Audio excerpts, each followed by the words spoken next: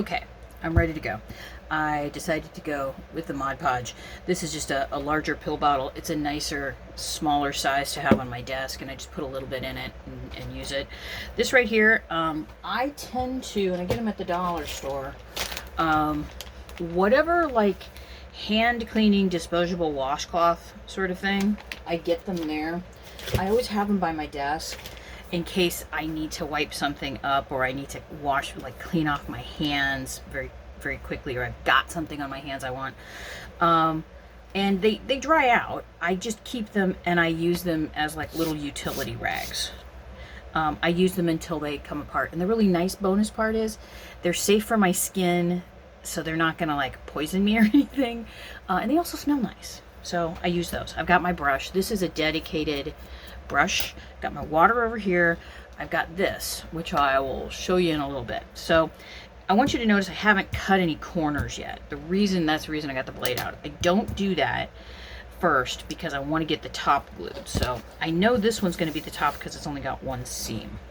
So what I'm going to do, I also like that this locks, is I'm going to start painting on my ModPodge. Now, the part of this that I have to go kind of quick, and I'm not going to talk a whole lot, well, yeah, maybe I am, is that I'm trying to get enough of it on here, and it's kind of, you want to make sure you've got enough, but you don't want to kind of glom it too much. And that's one of the reasons why I'm using a large brush. This is the largest brush I currently have. I probably should invest in a larger brush. And in fact, I probably could do that. I don't like using those spongy brushes. They irritate me for various and sundry reasons. Okay, I'm gonna flip this over, center it, and then press down. Now what I really like is that gets its lid on and it's put over there. Pick it up. And what I'm doing now is I'm just feeling everything out. And again, this is, oh, sorry, that's really gets shaky. This is just the way I do it. One of the reasons I try to be really careful when I'm using my hands is because this is newsprint. Remember, newsprint's great for like paper mache, and you can smush it up and make paper out of it.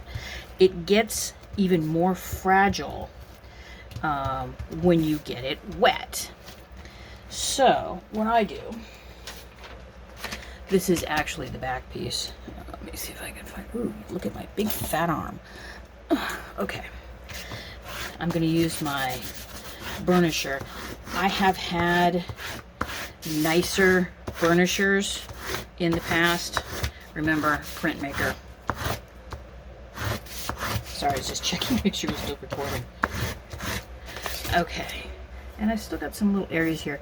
Some of it will just kind of stay bubbled up, but then as it dries, it'll start kind of relaxing a little bit. That looks pretty good. That's still, there's something going on over here, and I can't figure out whether it's the paint. And you can see I've kind of gone around the edges here, kind of to press them a bit.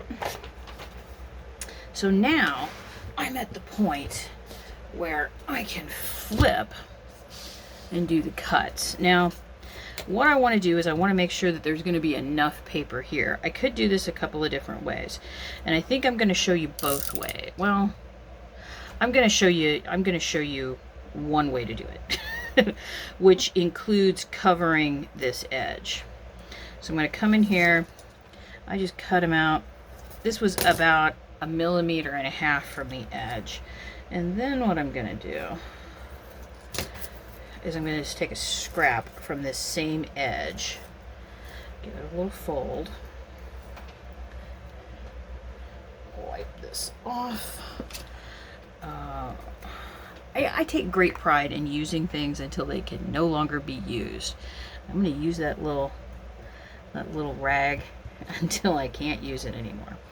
One way to make sure you don't have any white peeking through, and it looks like I did that and it measured out perfectly, it really doesn't.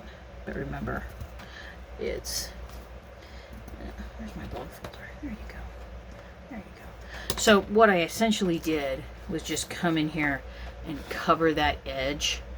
So no matter where, if there's a little sliver of the paper that doesn't come up and cover it, then it's okay. It's not a big deal. And then I'm going to show you in the next clip, I'm going to go ahead and go around and do all of these, and then I'm going to show you how I do these edges. Okay, I've gone around and done all the trimming. One of the nice things about using the covering those little corners up, you just use little scraps from like right where it's painted, so it'll kind of blend in a little bit more. Now what I'm going to do, I've done all the cutting. I do the side parts next. So I'm coming in with my brush, and I'm basically gonna add some here. I'm gonna show you two different ways that I sometimes do it, depending upon how lazy I'm feeling. Okay, and I don't want any glops in here. So I did it again. I stuck it in my mouth. And again, it's like you need to be firm but gentle. Okay, so wipe that off. Okay, so here's the one way that I do it. Making sure I get in there. Okay. Here. And again, brush went straight in my mouth. And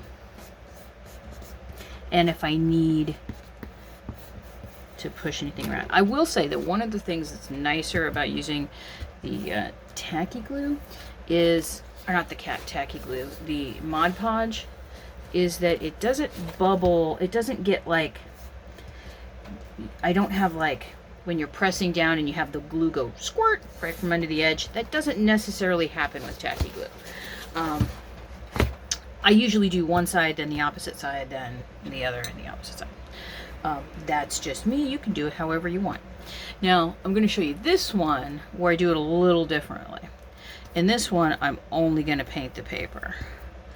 And I can get right to the edge, because remember, I'm going to paint, or not paint, I'm going to be covering all that up anyway.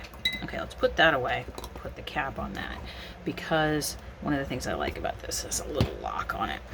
Okay, I generally pull up in the middle and then press out from either side. Okay, and then again, beginning in the middle, do one side, and then I do the other side. Because at this point, the paper almost becomes a little bit more malleable, almost kind of plastic-like. And that's due in large part to the fact that the acrylic paint that I painted on here is, in fact, plastic. Now, if you don't like, or if I don't like, having these little edges that are up, I can come back in, shove a little glue underneath them, and get them painted back down. So that's pretty much how I do it. I will set this aside to allow it to dry on its own. I won't touch it or cut into it or anything like that until everything is completely dry. Now, I know for a fact that this right here, this seam, is probably gonna stay. I don't mind that, because I like having the visual stuff that's under here popping through. I'm not angry about that at all.